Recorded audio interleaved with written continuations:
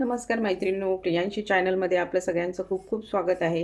इथे तुम्ही बघू शकतात मी शेंगदाणे घेतलेले आहेत अर्धी वाटी आणि हे मी भाजून घेणार आहे। मैत्रिणींनो, थंडी पडते आहे आणि त्याच्यामुळे शेंगदाण्याची चटणी जी आहे ती खूप छान खाण्यासाठी स्निग्ध पदार्थ आपल्या शरीरात वाढवण्यासाठी आणि तुम्ही भाकरी चपाती कशासोबत पण खाल्ली तरी खूप छान लागते। तर आपण इथे ही अर्धी वाटी जी शेंगदाणे आहेत ते छानपैकी भाजून घेऊया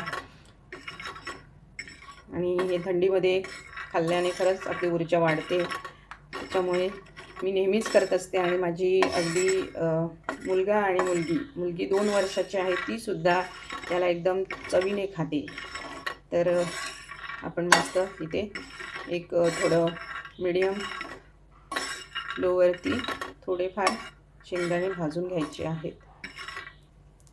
तुम्ही बघू शकता की शेंगदाणे आपले भाजत आलेले आहेत। थोडेसे आवाज आला थोडेसे शेंगदाण्यांचा की भाजलेचं समजावं आणि सतत हलवत राहायचं, म्हणजे पेटणार नाही आहेत, ते जळणार नाही आणि खूप जास्त पण भाजायचे नाही आहेत, थोडं कमीच। आता तुम्ही बघू शकता थोडंसं साल त्याचं भाजलेलं आहे आणि आवाज येतो आहे। भाजलेले असतील तर असे फुटतात ते मध्ये, हे तुम्ही बघू शकता। अशा पद्धतीने आपण आता हे काढून घेऊया आणि याच्यात एक दुसरा पदार्थ मी ॲड करते, तो तुम्हाला दाखवते। दुसरा पदार्थ म्हणजे थोडेसे तीळ घेतलेले आहेत, तुम्हाला तुमच्या आवडीनुसार 1 चमचा 2 चमचे सोबत ही चटणी अगदी मस्त चविष्ट लागते। तर हे तीळसुद्धा आपण थोडेसे भाजून घेऊयात आणि तिळापासून पण महिलांना तर खूप जास्त फायदा होतो। महिलांचे जे अनेक प्रॉब्लेम्स आहेत त्याच्यामध्ये बऱ्याच मोठ्या प्रमाणात तिळाचा फायदा महिलांसाठी आहे। तर आता हे सुद्धा मी थोडेसे तुम्हाला दिसत आहेत की थोडेसे पिवळसर झालेले आहेत, बस जास्त ह्याच्यापेक्षा जास्त नाही भाजायचे, कारण आपल्याला चटणीसाठी वापरायचे।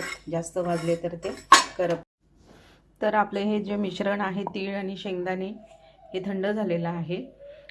एरवी तर मी फक्त शेंगदाणे आणि लसूण ह्याची चटणी बनवते, परंतु आता मी तीळ ॲड केलेले आहेत, तर हे 4-5 पाकळ्या लसणाच्या त्याच्यामध्ये आपण ॲड करणार आहोत।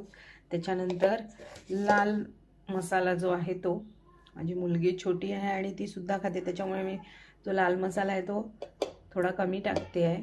तुम्हाला हवा तर तुम्ही जास्त टाकू शकतात आणि थोडंसं चवीपुरती मीठसुद्धा ॲड करायचं। ही जी चटणी आहे ती तुम्ही चपाती भाकरीसोबत भातासोबत डाळ भात आणि ही चटणीसुद्धा खाऊ शकतात आणि खूपच टेस्टी अशी ही चटणी होते। तर आपण ही आता वाटून घेऊया।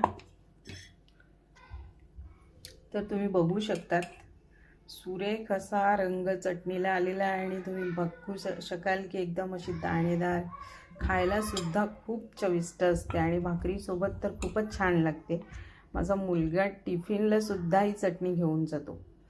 तर अशा पद्धतीने तुम्हाला जर ही रेसिपी आवडली असेल तर ट्राय करा आणि माझ्या चॅनलला सबस्क्राईब करा, लाईक करा, शेअर करा। धन्यवाद।